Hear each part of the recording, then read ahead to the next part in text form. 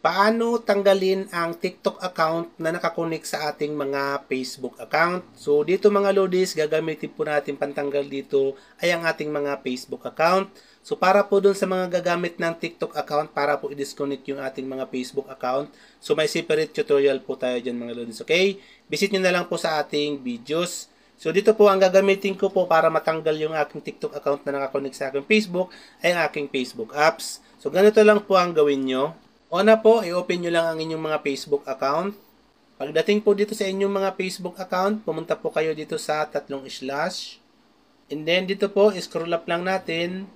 Pumunta po tayo dito sa setting and privacy. And then, i-click naman po natin itong setting.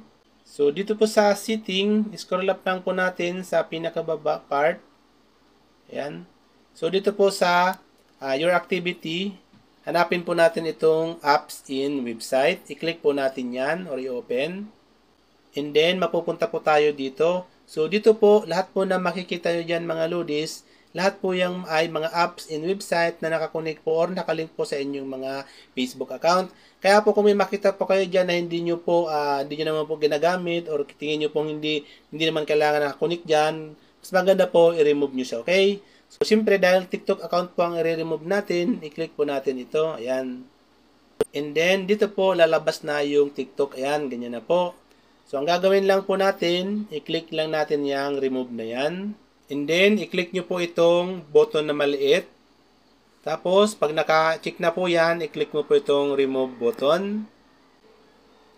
And then, ayan po, you remove TikTok from apps and website. Pag lumabas na po yun mga lodis, and then hindi nyo na po nakita dyan yung application na yun or website na yun, ibig sabihin po yun ay na-unlink na or na-disconnect na po yung application or website na yun.